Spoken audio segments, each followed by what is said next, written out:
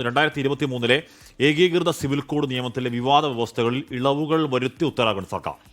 Live in registration ഭിന്നലിംഗ ബന്ധങ്ങൾക്ക് മാത്രമേ ബാധകമാകൂ എന്നതുൾപ്പെടെയുള്ള വ്യവസ്ഥകളാണ് ഒഴിവാക്കിയത്. ആധാർ ഉപയോഗിച്ചുള്ള സാക്ഷ്യപ്പെടുത്തലും ഒഴിവാക്കിയിട്ടുണ്ട്. ബൽറാം നെടുങ്ങാടി പിന്നെയും ചേരുന്നു. ബൽറാം, എന്തുകൊണ്ടാണ് അമെന്റ്മെന്റ്? എന്താണ് അതിന്റെ പശ്ചാത്തലം?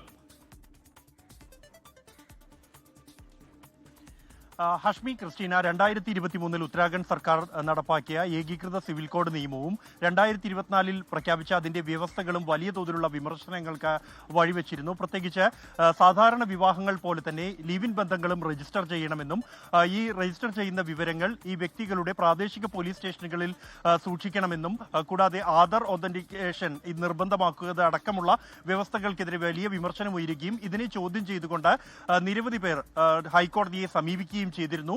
ഹൈക്കോടതിയിൽ സമർപ്പിച്ച സത്യവാങ്മൂലത്തിലാണ് വിവാദ വ്യവസ്ഥകളിൽ ഇളവുകൾ വരുത്തിക്കൊണ്ടുള്ള തീരുമാനം ഉത്തരാഖണ്ഡ് സർക്കാർ അറിയിച്ചിരിക്കുന്നത്.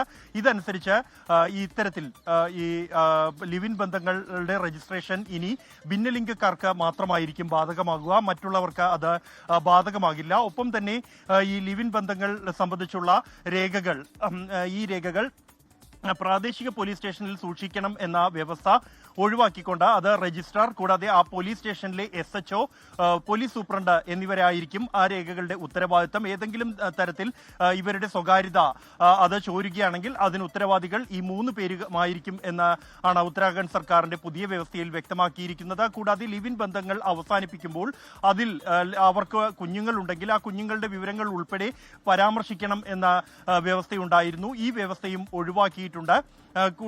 ഇതോടൊപ്പം തന്നെ മറ്റ് നിരവധി വ്യവസ്ഥകൾ, വിവാദമായ വ്യവസ്ഥകൾ, വ്യക്തികളുടെ സ്വകാര്യതയെ ഹനിക്കുന്ന വ്യവസ്ഥകൾ എന്നിവ ഒഴിവാക്കിക്കൊണ്ടുള്ള തീരുമാനമാണ് ഉത്തരാഖണ്ഡ് സർക്കാർ കഴിഞ്ഞ ദിവസം ഹൈക്കോടതിയിൽ സമർപ്പിച്ച സത്യവാങ്മൂലത്തിൽ അറിയിച്ചിരിക്കുന്നത്. ഈ വിവരങ്ങളുടെ സ്വകാര്യത ഉറപ്പാക്കേണ്ടത് ഈ ബന്ധപ്പെട്ട ഉദ്യോഗസ്ഥരുടെ ഉത്തരവാദിത്തമായിരിക്കുമെന്നും സർക്കാർ സമർപ്പിച്ച സത്യവാങ്മൂലത്തിൽ വ്യക്തമാക്കുന്നുണ്ട്. ഹഷ്മി ക്രിസ്റ്റീന.